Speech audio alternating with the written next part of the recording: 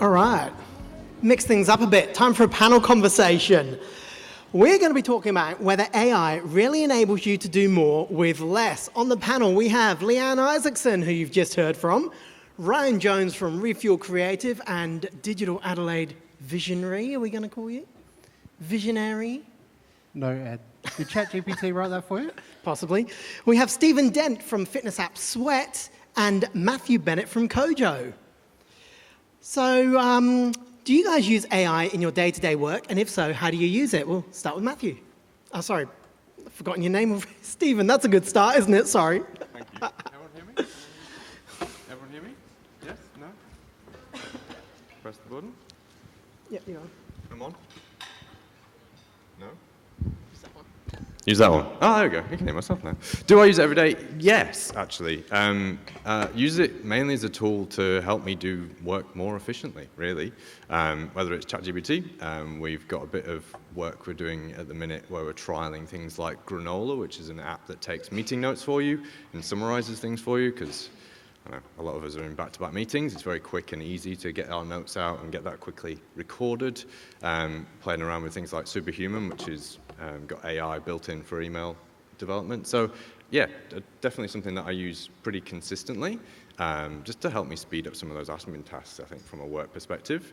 There is some stuff that we look at within the company itself in terms of the creative side of the world that we look at in terms of how do we get content produced faster for our social media channels or elsewhere, which is interesting.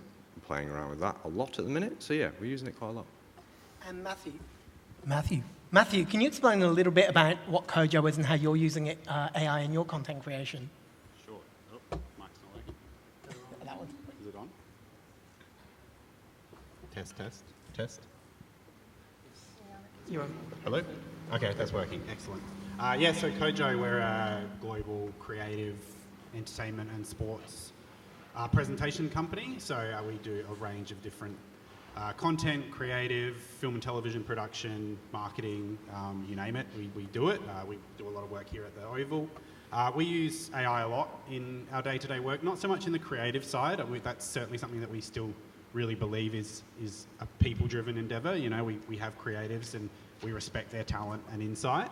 But we do see the tool, similar to my fellow panellists here, we see the tool as a really valuable way to make things more efficient, cut down on admin, streamline processes so that we can get to the creative fun parts much faster and get better outputs with less effort, less cost for the client, less cost for us internally. And then for our staff day-to-day, very similar to Leanne's presentation just before, saving us time, making our lives a little bit less stressful. We're busy enough, so any way we can make our day more efficient is a big win for us. So minute-taking, recordings, transcribing, meeting notes, handwritten workshop inputs, transcribing those is really helpful. And then a little bit of research as well. We do use some AI tools to do a bit of research, competitor analysis. Looking at it through a fairly filtered lens, we know that not everything it's telling us is accurate, but it gives us a good starting point that we can then dig a bit deeper into. And Leanne, I know you just did a presentation, but a few people may have come from the other session. If you want to give us a brief rundown. Hi, yeah. I think I've got lots of examples. We've been creating, session plans for some of the, some new training programs, using Gamma to create the actual presentations for some of those training sessions, using Perplexity for some research. So an example was I used that to get it to analyse the census data for the city of Burnside for the 2016 census and the 2021 census, and identify the change in demographics between the two census years, and then identify what impact that might have on Eastwood Community Centre programs and where potentially there are some different opportunities that we might not have thought about. So, yeah, just, like all sorts of different things. And what about you, Ryan? What everybody else said, I won't double up there. We also use it as part of our creative process to consider other perspectives feed it information about personas, really get to understand people that aren't in the room with us, research tool, interpreting briefs, writing code, and some workflow decision making and things like that. So do you guys feel like AI is killing creativity, or is it redefining creativity? Open floor. I mean, I was just over with Paul Gordon before, and he was talking about people using Midjourney, creating art with 150 different prompts. There's a creative flair to doing that. I think we're changing the way that creativity is being expressed, but creatives are going to be creative, and we're just finding different ways to express that. Yeah, I think it's still a tool that we as humans are using, and I think there's still a human level of input that's needed in order to make something feel like it's connecting with another human. Like ultimately, think about all the social networks and things that we work in, still the people who's consuming this at the end of the day is another human. And so we can't forget that. It's a robot talking to human, and creativity, I think, is still a very human thing. How you interact or the emotion it creates comes from another human. So I think, yes, it's a tool, but also I think there's a right balance of creativity within what you create. I'm a big fan of the analogy garbage in, garbage out. So I think with a lot of we these use AI... a different word, Matt. Yeah, that's it. That's the PG version. But certainly a lot of these tools are only as good as the inputs you give them, and also the inputs they can gather from the internet, from the world's history of creative outputs. So I think there's always the need for us to have creative, talented people putting content out there, because otherwise these AI models are going to stagnate. They're not going to be able to create the outputs that we need. So yeah, very much still believe there's a place for creativity, and AI is not killing that. But that being said, there's still, we have to be careful with how we roll it out and how we use it. All right, so talking about garbage in, garbage out, will the best marketers of the future be prompt engineers rather than storytellers? They'll be both. Yeah. Like, I think prompt engineering is now accepted as being a skill. It's a learned skill. People need to know how to prompt the AI properly. So when you talk about, you just use ChatGPT to make that, the art is, the skill level is making that look like it's not ChatGPT. Because if you're taking it straight out of ChatGPT, it is probably going to be garbage. But you can't forget the story and the people in that process. Because if you do, you're basically getting garbage out, right?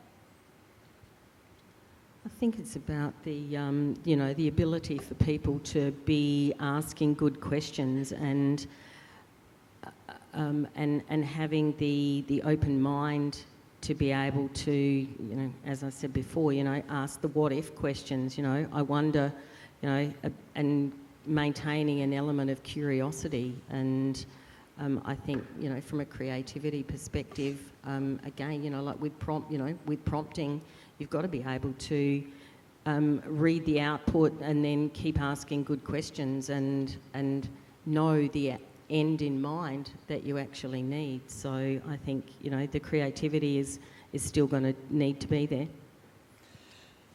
Just add to that, we tend to think of it more as the importance of strategists and strategy, and then that feeds the prompts that you then pass in. But if you don't have a plan or a strategy and you just start asking ChatGPT all sorts of different conflicting questions, the output's going to come out very conflicted as well. Here's probably a good one for Stephen. Do you feel like AI is eroding trust in influencer and brand content? Yeah, well, it's interesting, isn't it? The whole world of influencer content as it stands today, and you see it with, I think recently at Wimbledon, there was an AI creator who was there being, demonstrated as being really there, and clearly if you go and look at the image, it wasn't real at all. So, yeah, I think there's a balance to it. I think there's a lot of things that come through channels from people like Meta, where they're saying, we can help you as a creator answer more questions from your community through AI to get through those things and get through, be able to answer more people more quickly through your tone of voice. And I think that's no bad thing when you're working with channels that have such huge scale. But ultimately, if I'm being honest, the person I get to work with every day is Kayla Ratsinas, and she is still in the comments and the DMs and still answering those things herself. And that's great, right? Because we don't want to lose that human connection. But if it allows us to get through things a bit quicker and get to more people, then it's probably helping. So where do you feel the ethics lie if you were to create an AI bot of her personality to go through and then be responding to people? The people on the other end may not know it's any different than her responding. Where do you sort of lay in there? So we'd be really clear and honest with the people up front that that wasn't Kayla responding, but they were giving them the answer that was needed. So for us, we do, as part of our member support team, they do use a bot to answer some of the more admin-based questions that we have as a company, because we're an app and we have people and we need to serve. Some of those people can be served through using those customer service admin bot tools. Others can't. Others need a bit more help, more love, more attention, and so we spend that time. It's where the human then comes in and helps out. So there's a balance with everything with AI, but if we can get to more people more quickly, we think that's a good thing. Anyone else? Ryan's staring at me intently. One thing that that's just popped into my head is, we do a lot of education of people within scams and staying safe online. And I think, the ability for voices to be cloned and, images to be created, I think is going to add a completely different perspective on how scams and staying safe online is actually going to be affected. I heard the story of a bank CEO that her voice was cloned, and somebody used that cloned voice to actually send a voicemail message to one of the staff members saying that they needed to send some money to, transfer some money to in a different account. And I think because the voice sounded, again, it comes back to, individuals' perceptions and, if someone sounds like someone and looks like someone, is it really that someone? So I think it's going to add, like a different element to, like our security within organisations as well.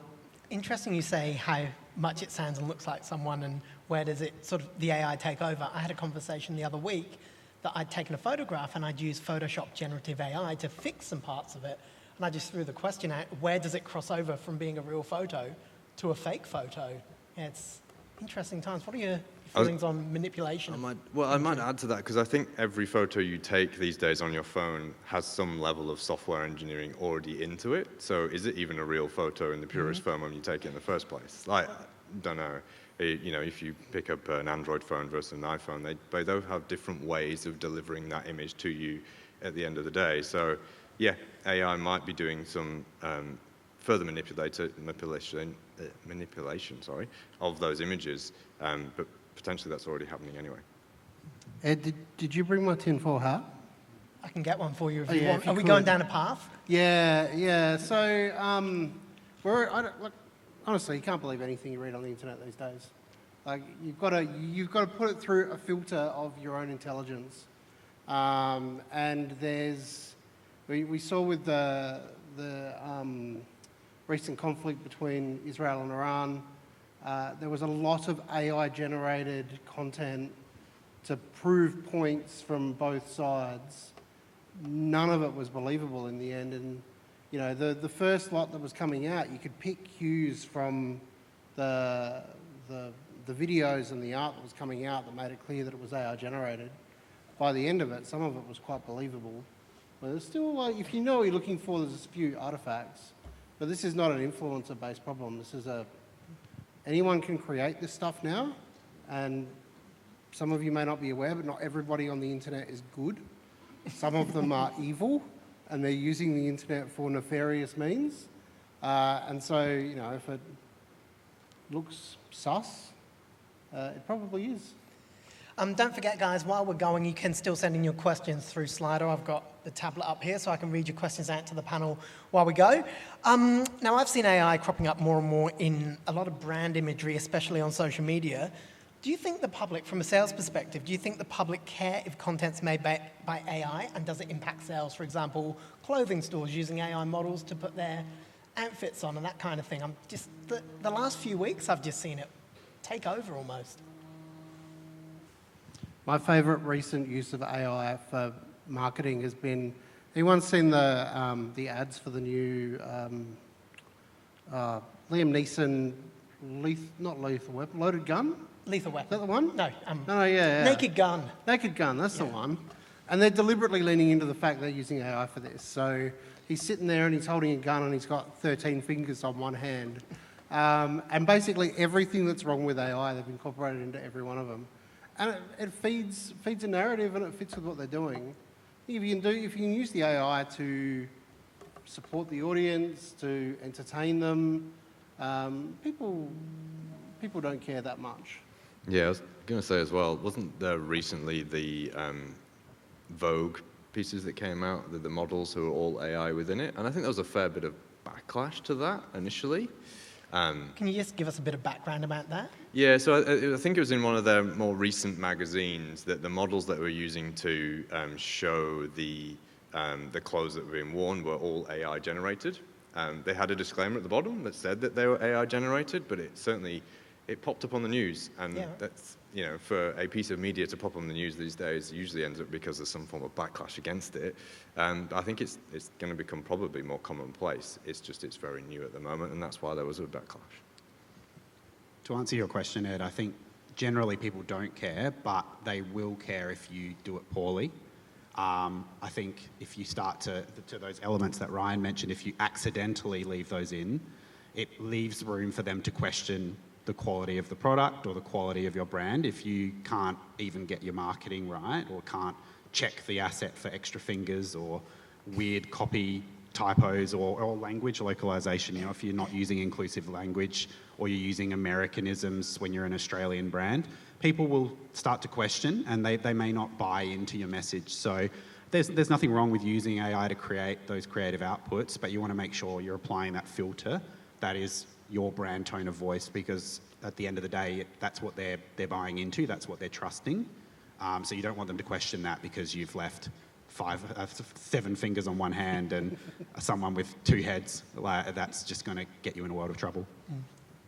I also wonder, like we're sitting in a room of marketers and people that are in the online space. I wonder how many of the actual general public that we're marketing to actually think that much about AI and how much is actually generated by AI. I'm not sure. That's probably a rhetorical question. We're in it and we know what to look for. I just wonder whether, the general public, obviously if someone's got 7 fingers on a hand, but whether they're as discerning and taking as much notice as what we are when we know. I think there's also a bit of disbelief. I know my mother-in-law, for example, cannot still believe that a computer can make a picture from nothing. Like, it just blows her mind that that's even possible. It doesn't matter how you show her and how you tell her, she just doesn't believe it. So everything she sees, all these political memes and things, she thinks they're all real. Oh, look, Donald Trump was wearing his underwear while walking down the street. I can't believe he did that, Yeah, it's interesting times. Looking at creative in particular, especially after, I don't know if you saw the controversy over Netflix using AI in a TV show last week. I think they used some AI-generated content to create a scene. Do marketers and content creators have a responsibility to not use AI if it's automating people out of a job? I'll jump in here.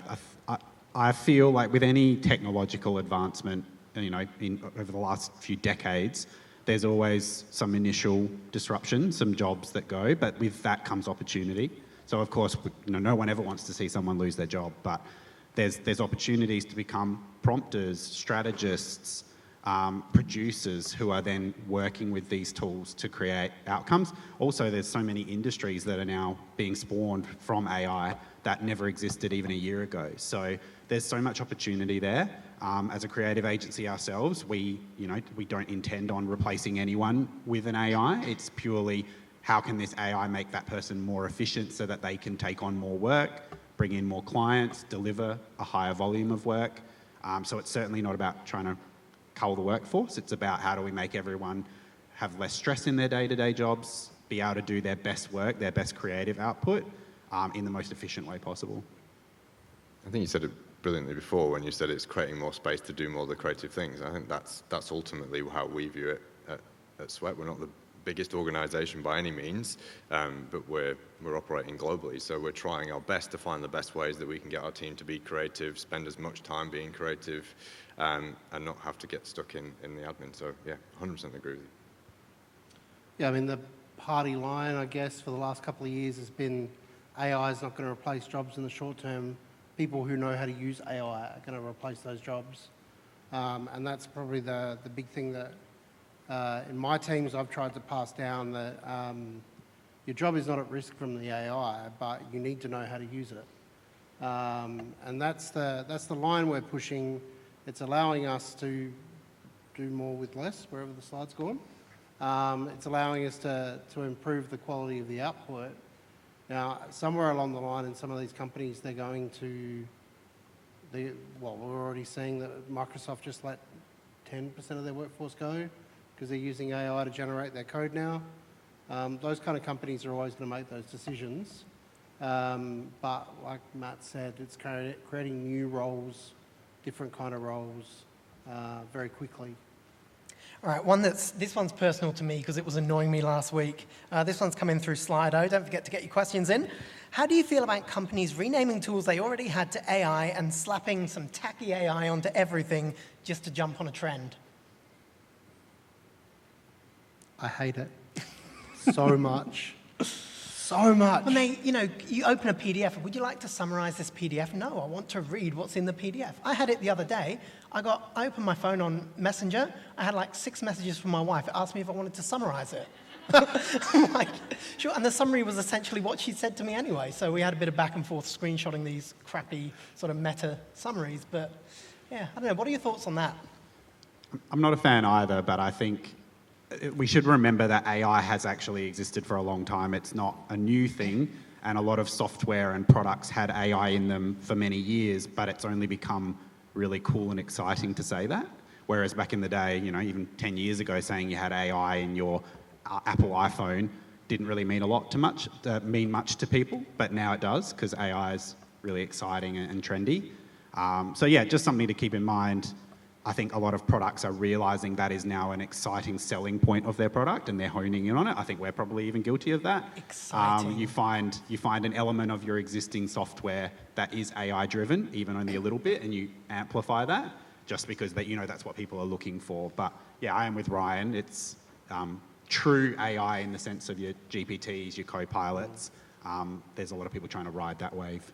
100%. And I think even coming back to points I made earlier, but it's been in social media and the algorithms for a long, long time. How do you think the content actually gets to you in the end? Well, it is some form of AI getting that to you. So, yeah, I'm very much in agreement. It is a bit of a buzzword at the minute, and everyone's going to find that tiny little thing. If that tiny little thing is useful and that AI summary is great, or I have the art browser on my phone, and if I've got a website I do want to summarize, I can just pinch and it summarizes it for me. That's useful if I need to get a quick overview.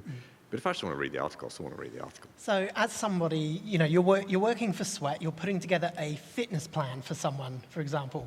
How do you feel as someone who may have, or the person who's created that plan and put a lot of effort into it, that the end user might be looking at an AI summary of bits, like they're diluting your work? How does that make you feel? All right, if they're still using the Sweat app. Ultimately, yeah, we still have our exercise science team and our trainers. They write our programs, and so you've got to follow those programs step by step in order to get the results or to get what you want to get out of the program. So if you aren't doing that and you're following the summary version of it, I think that's the user's choice. Yeah, I think there's going to be instances where if we were to go and release a PDF that went viral as we did previously, and people summarize that and they still got the same things out of it, that's probably a good thing. It's the user choice at the end of the day. All right, we covered ethics and sort of the environmental side a little bit earlier. What are your guys' thoughts on the environmental impact of AI? The greenhouse emissions, there's a lot of talk about that at the moment. I think there was a bit in the news the other week about people saying please to ChatGPT was costing millions of dollars. Anyone got any thoughts on that? Look, I mean, it's kind of like the oil crisis in the 70s. Petrol prices went up. We found new ways to make cars more efficient. We're seeing the same thing with data center design and AI at the moment. You see Microsoft are putting their servers into a tank and dropping them in the ocean, because that way they're using the natural ocean to keep the servers cool, as opposed to pumping them full of electricity to keep the temperatures down. We're only going to see more and more of those kind of use cases to get the environmental side down. Because you've got to remember that these companies don't care about the environment at all. Sorry if you hear from Microsoft. Amazon, hello, Google. They don't care, but they care about their electricity bill. And the lower their electricity bill is, the less output they're getting into the environment. They care a lot about that. Their shareholders care a lot about that. So if they can put the servers in the ocean, as an example, if they can power them from solar, geothermal, those kind of examples. Microsoft just bought a nuclear power plant somewhere in the US. So they're finding some really alternative ways to power these data centers to keep their costs down and to keep their emissions down. So that'll just keep evolving so that it can save their shareholders some money. But the added benefit for us is that it'll be less emissions for everybody else. Anybody else? Any thoughts? No one wants to touch that, Ed. What else? Anything else controversial you guys want to cover? Anything you want to throw out there? No, all right, we'll move on. So AI is obviously trained on human data. Is the rise of AI making it harder to differentiate brand voice because it's all pulling from the same place? If everyone's using ChatGPT, are all brands converging into one? I still think it's about the context in which it's used and the skill of the person that's actually pulling out the information from AI. If it was just, create me a marketing piece about a light that's shining on a screen, then it's going to be pretty generic. But, if you've got somebody that's actually creative, that's giving it more information, then it's not going to look like, mine's not going to look like Ryan's, because we're coming from two completely different, spheres. So I don't know whether that was useful or not. Is it easy to become lazy and complacent using AI? Yes. And I think that, you said it before, I think it's all about how much effort you put in. I think that when I started out working in social media was always about the amount of effort you put in, you get back in return. I think it's the same with AI. If you spend the time working with it as a tool and then adding on your own brand voice, your brand tone, you'll get to a good place where you can put something out in the world that feels like your brand. If it doesn't feel like your brand, and clearly there's a risk that lots of people just use the same thing and it all feels the same, but I think our customers and consumers are wise enough to see that it's starting to look the same. But it probably comes down to a level of laziness. Yeah, completely agree. I think as well it's important to remember it's not necessarily AI that's making it harder to distinguish brand voices. It's the competitive marketplace. There's so many more brands in the market all trying to get your attention, and they're all copying each other to various degrees. I mean, if you look at film and television over the last few years, there's a lot of repeat ideas, the same IP being rolled out, because it's harder and harder to become original. So I think there's an opportunity, there's a risk, yes, that you use AI and become generic like everything else, or you invest the time it saves you into great creative thinking, ideating, so that you can come up with something truly unique to your brand. So a custom GPT is the way forward? As a first pass, maybe. But if I see another social post that's got American spelling, 800 emojis, Little M dashes everywhere, like you can smell it. And Google have started to penalise that on YouTube in their algorithm. So if you're using a lot of AI-generated video content, you won't get as many eyeballs, won't get as much revenue. Thank God. So eventually Meta will go the same way, I think. That was actually my next question, because YouTube obviously no longer allows monetization of AI creative videos. Do you think that can lead the way in governing how society uses AI? Because it's a bit of a wild west at the moment. I bloody hope so. Like, just the amount of content out there that's just generated AI slop. I really hope they all start to penalise that. It's an area that needs a lot more work, and I'm not sure if Paul's in this room still, but over there. yeah, there he is, the man, the myth, the legend. Just the legalities around who owns the work, you know, if it's been copied from inputs from other brands, other businesses, other artists, how does the monetization work there, which I think why YouTube's just gone, we don't want to borrow that, because they don't want to get sued. Yeah, so there needs to be a lot more work and a lot more clarity, and the governments around the world need to take more of a stand on that kind of thing so that we all know what rules to follow, because at the moment it's, you know, the technology is progressing much faster than the laws are keeping up with, which is a common thing with our governments, but we need to do more in that space for sure. I actually read something a little while back. It was an AI algorithm that searched all the news networks, and it gave them like a ranking if a news story appeared, and if it appeared on multiple news channels, it would go, okay, this is a real story. It would automatically create a script. It would put that in a text-to-voice sim, create the voice, create a newsreader to read the content, automatically upload that to YouTube as news content. It's scary. Those faceless YouTube videos are a scary future. What are your thoughts on AI as a therapy tool? That was one that came in via Slido. As a therapy tool. I remember reading, I think recently, that some AI models are needing therapy themselves. Like, I don't know if that's true, but people are using ChatGPT for therapy so much that it's becoming depressed and needs to talk to a therapist itself. ChatGPT's becoming depressed. Well, or another AI model. It's watched too much AI slop. Look, I think if people find value in that, all props to them. I'd say there's a big risk in becoming really dependent on a technology like that. Like if you've built your own custom GPT and it's gotten to know you and you really depend on it, and then they change the algorithm and wipe it, or that company goes bust, that would be a huge mental damage to you to know that that partner, that therapist that you'd built up is now gone. So I'd say there's a huge risk in that. But look, if it's a tool that helps you and helps with your mental health, full credit to you. I'd say go for it.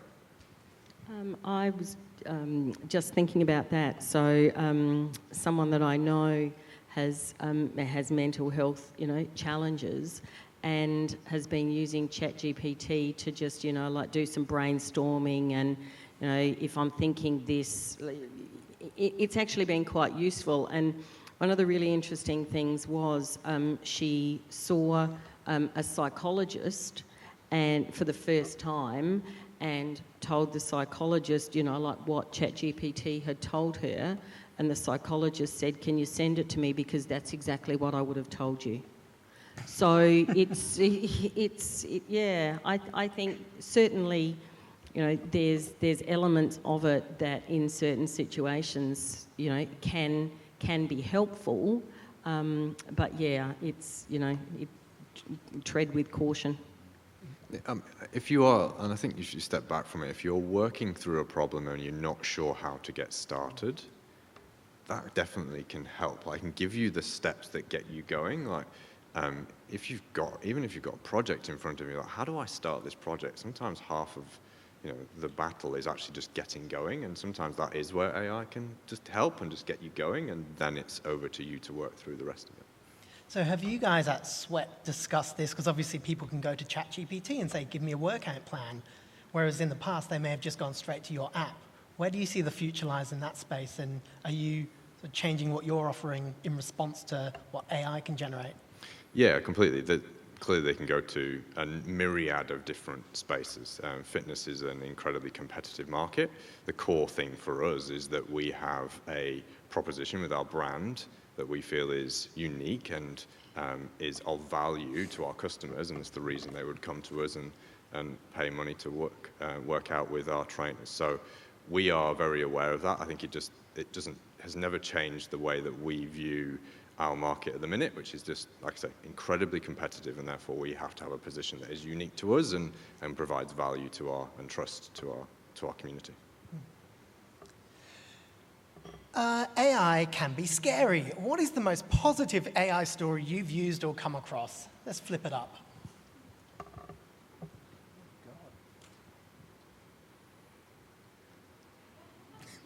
Wow, there's your answer. this is a very small example, but and some question the value of using technology instead of just an authentic book here. But I've definitely heard stories of parents using it to write custom bedtime stories for their kids, so they can ask their kids for some prompts. You know, who should be the main character, and what's the dragon that they face, and what's their favourite colour, or are they an astronaut or a cowboy? And then you can create a completely custom story for them that has them in the story and has all their prompts, and then they get a real thrill out of that. I've tried it myself, and my wife was not thrilled that I was using my phone to read the kids a bedtime story, which is valid, but they did get a real thrill out of it. So I think little things like that are really fun, the fun creative ways that people are thinking of using these tools to personalise content, you know, putting aside whether you should be using phones at bedtime and things like that. And one of the things that I know a friend of mine was diagnosed with a specific illness, and you know the report that had come back from the specialist and you know surgery, you know, had the most horrendous, you know, big medical terms, and you know the way that it was written. So uploaded that, you know, de-identified any information, but uploaded that to ChatGPT and said, you know, can you please explain this to me in a language that, you know, I can understand. And it came back with the explanation. He even uploaded some of the photos, you know, of some of the surgery, and it said, okay, so you can see that part that's actually looks normal, whereas to you know, an untrained eye, it looked pretty horrendous. So it then gave him the ability to go, okay, well, that's good, that's a little bit not so good. But yeah, it certainly gave him a sense of peace of mind to be able to actually have that explained to him in a way that he could understand. My partner changed our shower head at home yesterday, and she has no idea how to do plumbing. How many times did she ask you to do that first? None. No. None. So, because I actually thought I'd bought the easy one that she could just swap over, and we could just swap it over, and you know, it wasn't that easy, and I didn't get to it. Anyway, thanks, Ed. So I went to Men's Spotlight, which is Bunnings, and I bought the shower head, and I hadn't had a chance to install it yet, and she went to do it and she realised that it wasn't going to fit, and she's like, okay, I don't know what I'm going to do here. I'm not going to get a plumber out for a shower head. So that would usually mean, okay, well, it's something I've got to do on the weekend. But no, take some photos, put it into ChatGPT and go, how do I change this? Now, okay, she's learned how to change a shower head, cool. But it's not about that, it's about the confidence that she's got. She's like, I got home and she was so proud she changed the shower head. She's like, I had no idea how to do this. Look at this little thing. I found this little thing and I had to remove this and I had to do this, and like just the animation involved. And you know, you could have watched a YouTube video or something else, but she got exactly the support she needed from ChatGPT. It made her more confident, and now I'm looking forward to seeing what other plumbing jobs she's going to get done in the house. Have you given her a list of DIY tasks to do around the home? Not yet, but I should get ChatGPT to knock that up for me. Get onto it. All right, back on task. Is there a risk of marketing budgets being cut as a result of leaders' misunderstanding of AI and its marketing impact on a brand? Does anyone know how expensive these tools are? How much are you spending, Matt? You want to tell me? That's confidential, Ryan. Okay, but, cool. Round it up. Yeah. I wouldn't have a clue actually, because that's not my. I don't pay for it. I just use it, which is lucky for me. I would say though that there's a big risk, certainly from our side and Ryan's side, from an agency, that clients will reduce their budgets because they believe they can do it themselves using AI tools. And I think we've seen evidence of that done well and evidence of that done really poorly. And that's something as an agency, as an industry, will have to adapt to. And to Stephen's point, really just making sure that we have a point of difference, something that we can sell in that's different, that sets us apart from doing it yourself with an AI tool. But yeah, that will impact budgets. In terms of internal marketing teams, I mean, it can provide efficiencies, which does allow you to reduce your budget, but I would say that that's a great opportunity to reinvest that money elsewhere. Yeah, I'd agree with that point. For us, everything comes back down to a return on investment, and if that investment in an AI tool means we can spend some time somewhere else, then great. It's not going to take away from the fact that we're going to do X amount of shoots in a year, or we're going to try and do a community event. If anything, it hopefully gives us the opportunity to do more of those things, which is amazing, because that's what ultimately we want to do, is have more connection with real life humans in a space that means that they can get something more from our brand than just interacting with us online and digitally. So as marketers, how can we advocate for the best use of AI? And also when talking with people like maybe senior leaders who aren't marketing, they don't understand AI, how do we operate in that space? Educate them. Like, start by explaining it from a position of curiosity rather than judgment. Take them through examples, explain what the concerns are. They might genuinely think something based on somebody else that they've spoken to or something else that they've looked at. They just don't understand the whole picture yet. So try to educate them on the whole piece so they understand the pros and cons. I think Ryan nailed it earlier. Like, we really need to understand these platforms and how they work and how to get the best out of them, so that we can guide clients or our internal exec team, or whatever your situation might be, guide them through that process, help them get the best outcome, and not get left behind. Certainly from an agency perspective, if we don't keep up with these tools, someone else is going to grab them and run with them. So let's make sure we're there. My favourite question of the day that's just coming on Slido: is AI actually scary though? Have you seen Terminator? Yeah. Is was this where pretty it scary. starts? Well, on that note, actually, Paul Gordon's just sent a question in related to Matt's comment. How do you explain to clients the danger of trying to DIY using AI, or maybe using AI for other things like tax returns? Similar but different?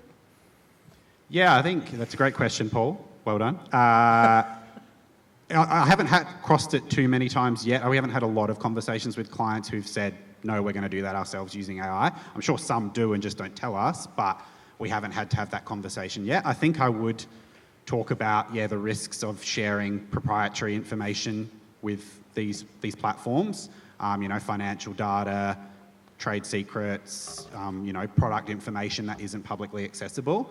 Sometimes you have to share that kind of information to get the creative output that you're after, and you don't want to be posting that in a open source AI tool that can use that in other outputs. So that would probably be the main thing I'd warn, is just that nothing is truly private on the internet. So sometimes it's better to have a trusted. We talk a lot about the value of a relationship with your creative agency or your designer.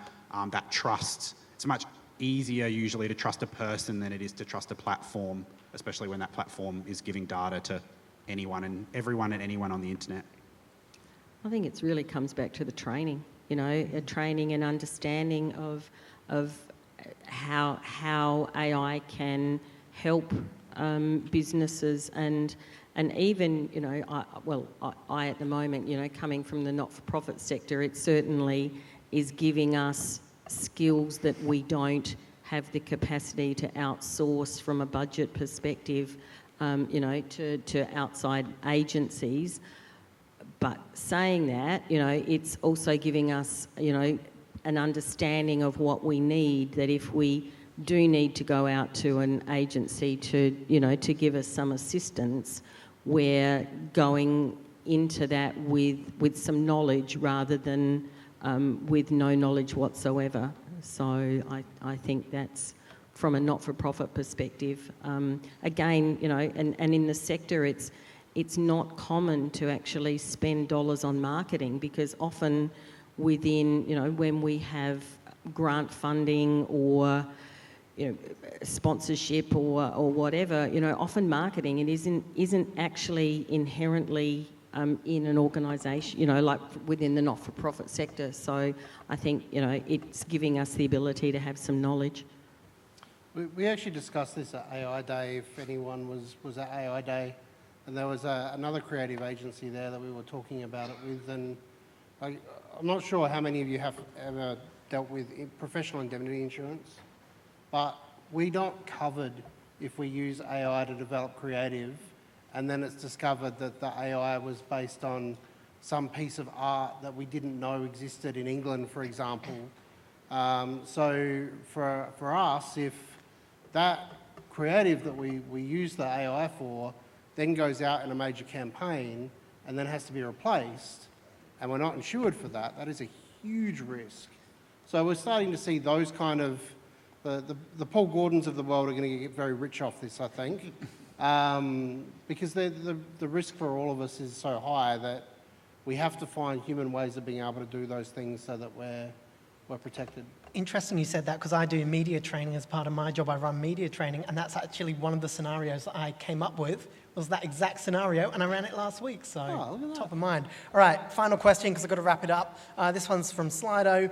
Is AI improving productivity in the workplace so much that we can soon have a 4-day work week? Does this person work at Refuel? You work for 2 days a week, don't you? Actual work? I was just going to say to Ryan, when are you going to bring a 4-day work week in at Refuel? Are you coming to work with us? Yeah, that might sway me. You never know. Look, yeah, some agencies are already doing that. I don't think it's because of AI, but some agencies, some workplaces are going to 4-day work weeks. But yeah, potentially, if everything's more efficient, then you can justify the same output but with less hours. Great. But yeah, I'm sure there'll be other work that can be added into that gap. Tell Kaylee you're taking every Friday off. I'll happily do that. If AI gets us there, and it's an easy conversation to have. Thank you, guys. Please make a round of applause for our panel.